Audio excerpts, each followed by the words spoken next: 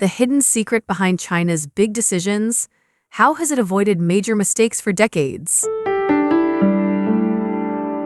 China is home to 1.4 billion people, with a long history and a complex society.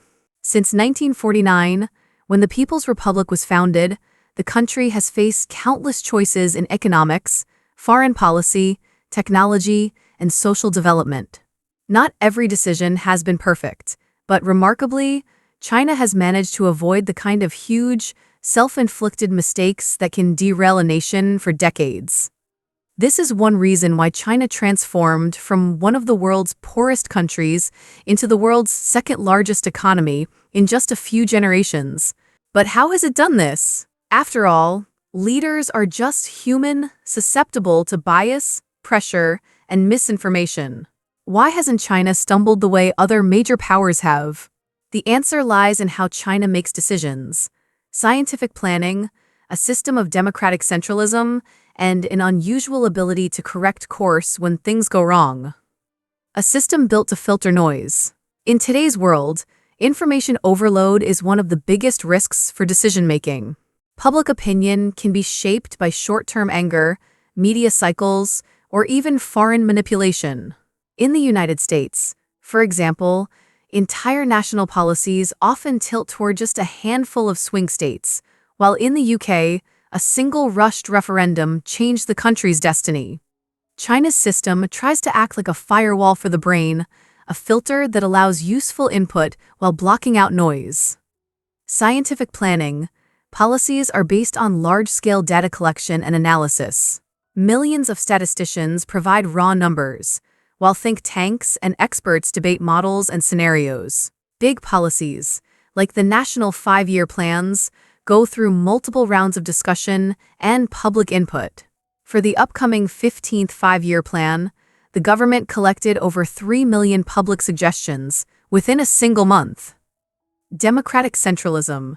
In the discussion phase, debate is wide open. Experts, officials, and even critics are encouraged to argue. Once a decision is made, however, everyone is expected to execute it in unity. This prevents endless political bickering, while still allowing genuine diversity of opinion before the final call. Protection for dissenters. If someone opposed a policy during the debate, but the policy later fails, that person isn't punished for speaking up. This creates space for real disagreement, unlike in many systems where career risks push everyone towards silence or conformity. One example of this process in action is China's high-speed rail. When the plan was first announced in the early 2000s, there was enormous pushback. Critics worried it was too expensive, too risky, or simply unnecessary. The tragic Guangzhou crash in 2011 seemed to confirm these fears. Some argued tickets were too expensive and that ordinary people wouldn't benefit.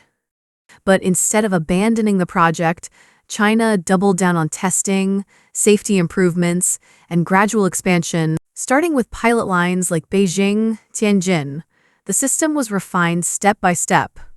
By 2025, China will have over 40,000 kilometers of high-speed rail, about 70% of the global total, linking 90% of its population.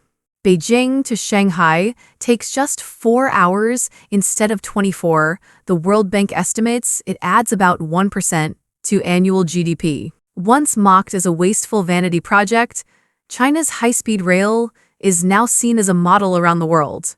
Another example is poverty reduction. Xiaokang society, a traditional Chinese term for moderate prosperity, became a modern policy goal in the late 20th century. By 2020, the aim was clear: eliminate absolute poverty nationwide. Between 2013 and 2020, nearly 100 million people in rural areas were lifted out of poverty. That's about 75% of all global poverty reduction in that period. Entire villages were relocated from remote mountains to new towns with schools and jobs. Industries like tea farming or pig breeding were supported to create sustainable incomes. In 2021, China announced that extreme poverty had officially been eliminated. The World Bank called it the largest poverty reduction achievement in human history. Contrast this with how other democracies sometimes fall into short-term traps. In the US, the electoral college system means that presidential elections often come down to a few swing states like Pennsylvania, Michigan, or Wisconsin. Together, 7 swing states hold only 17% of electoral votes but can decide the presidency. Candidates design policies just to win over these states, even if the rest of the country suffers.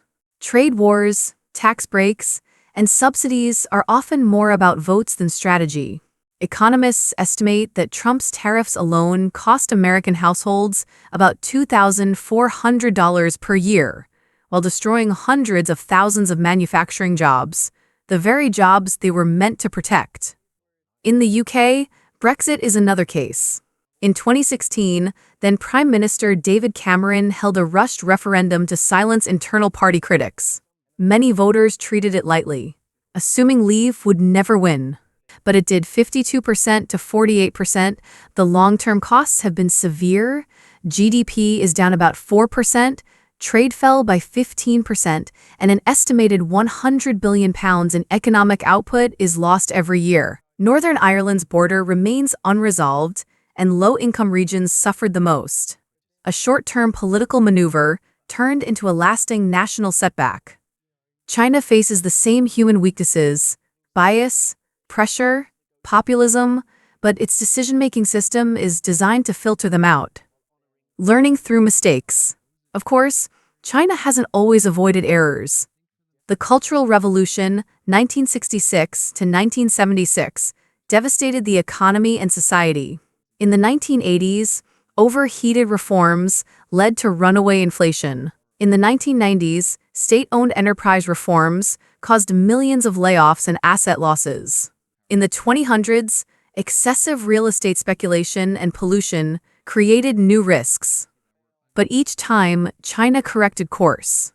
In 1978, the focus shifted from class struggle to economic development. In the 2010s, a sweeping anti-corruption campaign punished over 1 million officials. In the 2020s, policies promoting common prosperity aimed to reduce inequality and curb monopolies. Unlike some countries that double down on mistakes, China's system builds in space for self-correction. Why China didn't become Russia? A common question is, why didn't China's reforms in the 1990s create oligarchs like Russia's? The answer is in how the reforms were done. Gradual, not shock therapy. Market reforms were phased in slowly, while key industries like energy and telecom remained under state control. Anti-corruption, attempts at illegal privatization were punished. Learning from others, China closely studied the collapse of the Soviet Union and Russia's chaotic 1990s, deliberately avoiding the same traps. As a result, most of China's billionaires are entrepreneurs who built companies, not oligarchs who grabbed state assets. A final piece of the puzzle is the quality of China's officials. Civil service exams are highly competitive. In 2025, 3.4 million people applied for just under 40,000 jobs. A1, 86 acceptance rate. Successful candidates are often assigned to grassroots positions first, to gain experience with real-world problems. Many leaders have technical or economic training. Xi Jinping studied chemical engineering, Wang Qishan economics. At party schools, officials study not only Chinese history, but also global cases like the US, financial crisis, or Japan's asset bubble. This builds a culture of evidence-based decision-making. China's decision-making system isn't perfect, but its strengths are clear. Scientific planning, structured debate, and a willingness to correct mistakes have helped it avoid the kinds of catastrophic errors that have shaken other nations. While the US sometimes drifts into short-term populism and the UK fell into the Brexit trap, China has leaned on long-term planning and rational governance to move steadily forward. If you want to understand how China rose so quickly, look at its 5-year plans. They are more than just economic targets. They read a window into how a country of 1.4 billion people keeps its compass pointed in the right direction.